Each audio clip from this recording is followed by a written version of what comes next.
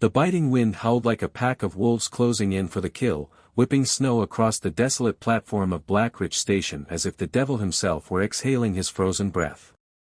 It was December 1885, and the Montana Territory was locked in the grip of a blizzard that had already claimed 3 lives that week, 2 drifters found stiff in a ditch and a stagecoach driver who'd vanished into the white abyss. But what millionaire cowboy Harlan Wade discovered that night would shatter his ironclad world and etch a tale of love and betrayal into the annals of the Wild West, a story whispered in saloons from Bozeman to Tombstone for generations. Harlan Wade, heir to the sprawling Wade Ranch that stretched across 10,000 acres of prime cattle land, reined in his stallion at the edge of the platform. He'd ridden through the storm on a whim, chasing rumors of a delayed train carrying gold shipments from the mines up north. At 32, Harlan was a man forged in the fires of frontier hardship, tall, broad-shouldered, with a scar slashing across his left cheek from a Comanche arrow he'd pulled out himself during a raid years back. His fortune came from cattle drives that turned dust into dollars, but his heart was as cold as the snow underfoot, hardened by the loss of his first wife to a fever that no doctor could tame. He trusted no one, least of all women, who in his experience were either gold diggers or fragile flowers wilting in the harsh west. As he dismounted, his boots crunching on the ice-slicked wood, a faint whimper cut through the gale. Harlan froze, hand instinctively dropping to the pearl-handled Colt at his hip. Was it a trap? Outlaws had been hitting trains lately, luring good Samaritans into ambushes. He scanned the shadows, the lantern light from the station house flickering like a dying star. There, huddled against a baggage cart, was a figure so bundled in rags it looked more ghost than human.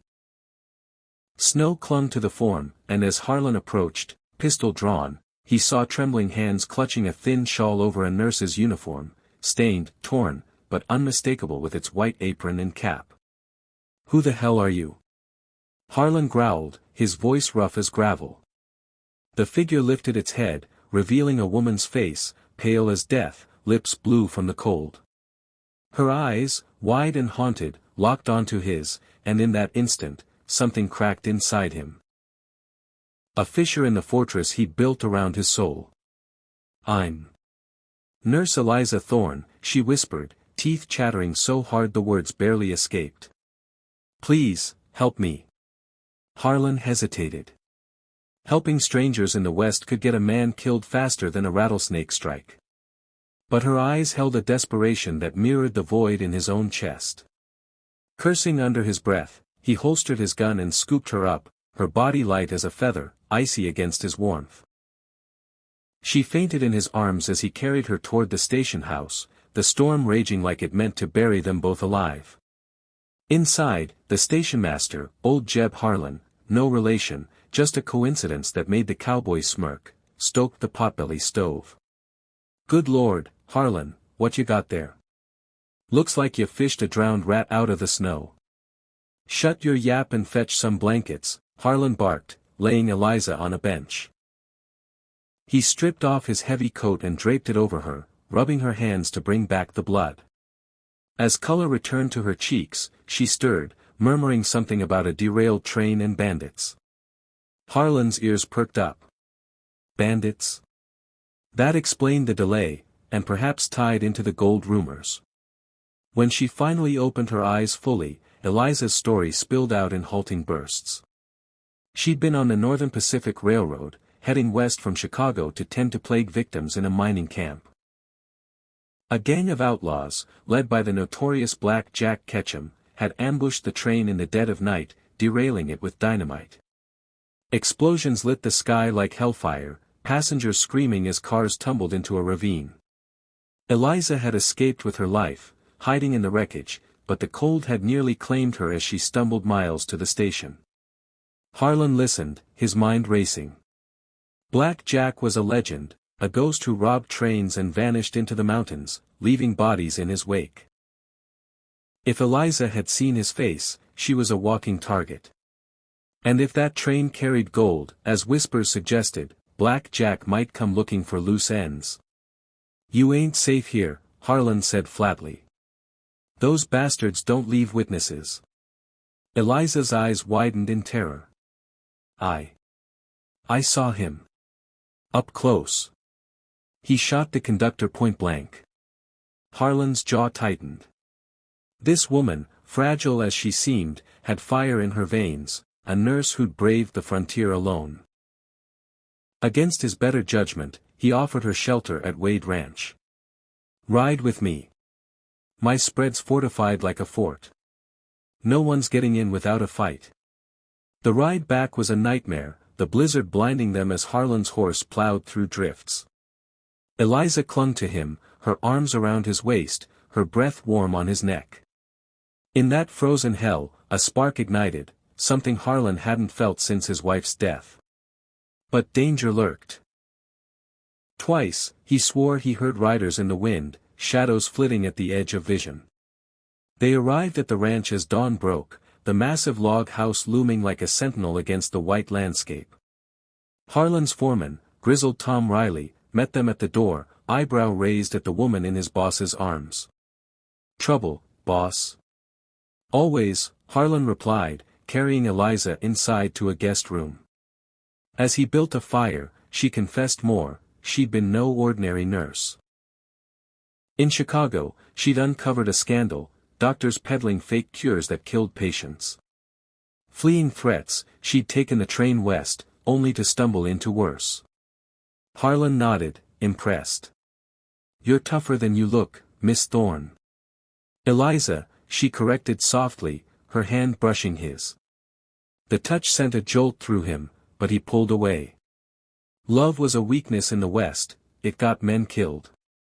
Days turned to weeks as the blizzard raged on, trapping them in the ranch. Harlan taught Eliza to shoot, her hands steady on his rifle as they practiced in the barn. Laughter echoed, rare for Harlan, amid stories of his cattle drives and her city escapades. But suspense built like storm clouds. Scouts reported sightings of Black Jack's gang circling the area, probing for weaknesses. One night, a ranch hand vanished, his horse found with a bullet hole and a note pinned to the saddle, "The nurse dies slow." Harlan doubled the guards, but fear gnawed at him. Eliza, sensing his turmoil, confronted him by the fireplace one evening. "Why help me? You don't know me." "Because you remind me of her," he admitted, voice cracking. "My Mary. Lost her to fever. Couldn't save her." Eliza's eyes softened. "You can save me." Their first kiss was electric, born of desperation and desire, the fire crackling as if applauding. But as passion flared, a gunshot shattered the window. Harlan dove, shielding Eliza as bullets riddled the room. Outlaws. Black Jack's men had breached the perimeter. Chaos erupted. Harlan grabbed his Winchester, firing back into the night. "Stay down," he yelled, but Eliza, true to her nurse's grit, crawled to the door, bandaging a wounded hand as she went. The shootout was brutal, men screaming, horses neighing in panic. Harlan took a graze to the arm, blood soaking his shirt, but he dropped 2 attackers before the rest fled into the snow. In the aftermath, as Eliza stitched his wound, their bond deepened. "I love you," she whispered, shocking Harlan to his core. No woman had said that since Mary. But the shocks weren't over. Digging through the dead outlaw's pockets, Harlan found a locket, one that belonged to Eliza. "How?" he demanded, suspicion flaring. Eliza paled. "I lost it on the train. They must have taken it." Harlan wanted to believe her, but doubt crept in like poison. Was she in league with Black Jack? A honey trap to infiltrate his ranch, steal his fortune? The next day, a telegram arrived from Chicago, sent via a rider who'd braved the storm. It confirmed Eliza's story about the scandal but added a twist: she was wanted for questioning in a murder. A doctor she'd exposed had been found dead, throat slit. Harlan confronted her in the stables, rage boiling. "You lied to me." "No." Eliza cried. "I didn't kill him. It was framed, by the same men who sent Black Jack after me." Proof. She had none. Harlan, torn between love and betrayal, locked her in the guest room. Until I sort this out. That night, the ranch was attacked again, this time in force. Black Jack himself led the charge, a hulking figure in a black duster, face scarred from hangman's rope burns. He'd escaped the noose twice. Dynamite blasts shook the foundations, flames licking the barns.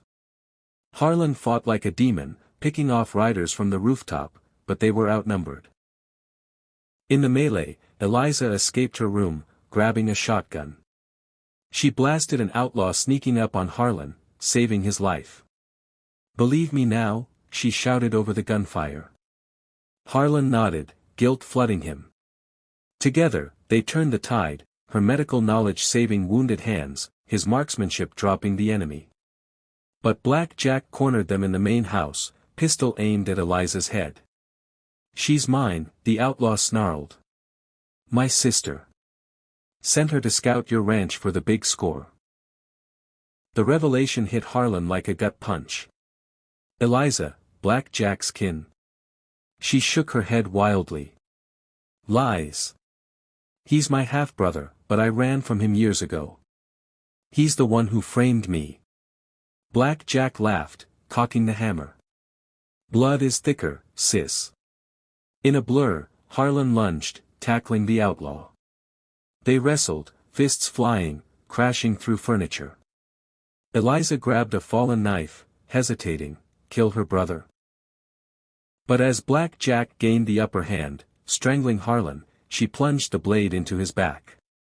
Black Jack gasped, eyes wide in shock, collapsing in a pool of blood. "You, traitor," he wheezed, dying. Eliza sobbed, the weight of fratricide crushing her. Harlan held her, whispering forgiveness. But the law would come. Killing an outlaw was one thing, but family ties complicated it. They fled into the mountains, the blizzard their ally, forging a new life in hiding. Harlan liquidated parts of his fortune through trusted allies, building a secret cabin where love blossomed amid peril. Whispers spread, the millionaire cowboy and the outlaw's sister, their romance defying death. Years later, in 1890, a pardon came, evidence surfaced proving Eliza's innocence, Black Jack's gang crumbling under arrests.